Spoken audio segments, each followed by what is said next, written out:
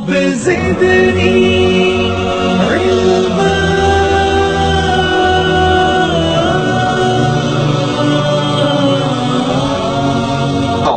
اسی طرح صحیح بخاری کے ایک اور شارح علامہ عینی رحمۃ اللہ علیہ، جن کی وفات 855 ہجری میں ہوئی، وہ جمہور کا اجماعی موقف نقل کرنے کے بعد لکھتے ہیں من خالف فیہ فہو شاذ، کہ اگر کوئی آدمی اختلاف کرتا ہے تو وہ شاذ راستہ اختیار کر رہا ہے، شاذ قول اختیار کر رہا ہے، جمہور سے کٹ مار رہا ہے، مخالف لأہل السنہ، اور یہ جو طرز ہے یہ اہل سنت سے مخالفت کرنے والوں کا طرز ہے، اہل سنت سے ہٹ کر جانے والوں کا طرز ہے. وَإِنَّمَا تَعَلَّقَ بِهِ أَهْلُ الْبِدْعَ، اور اس طرح سے دلیل پکڑنے والے اہل بدعت ہیں.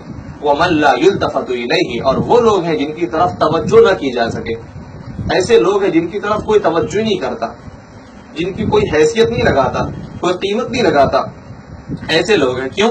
لِشُذُوذِهِ عَنِ الْجَمَاعَةِ، کیونکہ وہ لوگ جماعت سے ہٹ کر خود کو بے قیمت بنا چکے ہیں. عمدۃ القاری جلد 30 صفحہ نمبر 65. اسی طرح بڑے محدث ملا علی قاری رحمۃ اللہ علیہ لکھتے ہیں ذهب جمہور الصحابہ والتابعین ومن بعدهم من ائمۃ المسلمین الى انه يقع ثلاث، جمہور صحابہ، جمہور تابعین اور ان کے بعد کے ائمۃ المسلمین کے سب کہتے ہیں جی ہاں 3 طلاق تو پڑ جائے گی. دیکھیے مرقات جلد 10 صفحہ نمبر 240. تو یہ ہم نے مختصر سے دلائل آپ کے سامنے رکھے ہیں یہ بتانے کے لیے کہ اگرچہ کہ آپ نے کہیں نہ کہیں سے عبارتیں اٹھا کر اور رکھنے کی کوشش کی ہے، لوگوں کو دکھانے کی کوشش کی ہے، تو یاد رکھیے اگر دکھا دینے سے کام چل جائے گا تو قادیانی بھی، ختم نبوت کے انکار کرنے والے لوگ بھی مرزا قادیانی کی نبوت کی دلیل دکھاتے ہیں.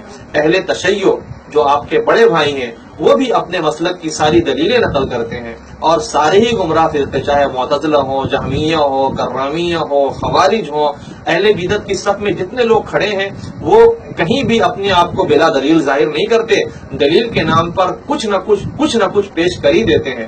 لیکن جمہور سے ہٹ کر کے دلیل پیش کرنے والا چاہے جو بھی ہو، اور جمہور سے ہٹ کر کے چاہے دلیل کیسی بھی ہو، اس کی کوئی قیمت اہل علم کے نزدیک اور مسلمانوں کے نزدیک نہیں ہے. ورنہ اگر اس طرح کی دلیلوں کی قیمت لگائی جائے تو پھر دین ایک کھلونا بن جائے گا، جس کے من میں جو آئے گا اس کی کچھ نہ کچھ دلیل ہر کوئی رکھتا ہے.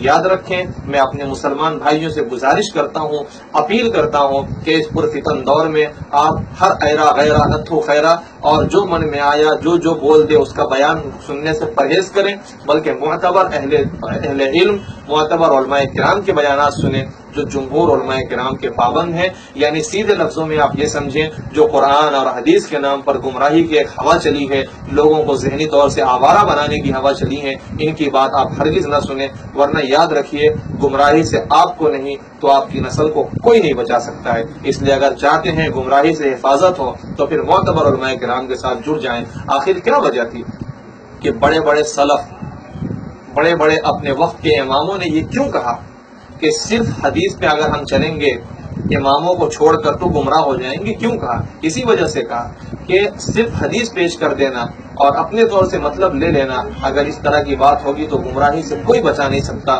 میں نے اس میں مکمل طور سے بیان ریکارڈ کرا کے رکھا ہے، آپ سے گزارش ہے کہ آپ بیان سنیں کہ اہل علم کی نگرانی کے بغیر اپنے طور سے قرآن اور حدیث پہ چلنے والا کس طریقے سے گمراہ ہو جایا کرتا ہے.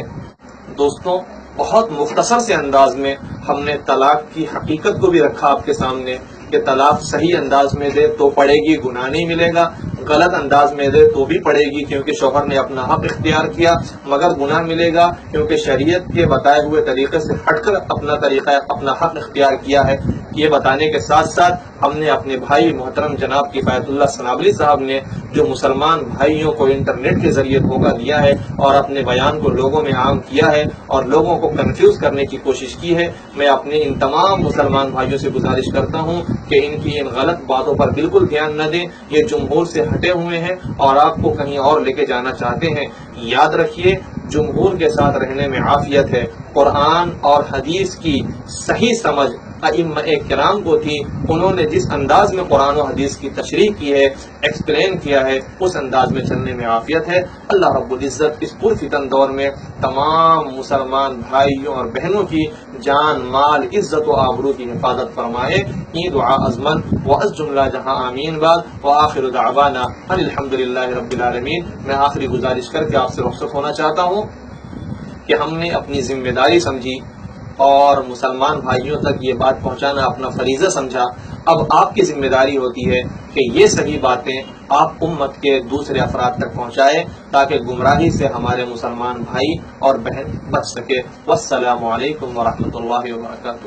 نانات بھی کلشکر صدقا وفا کا پے کر علم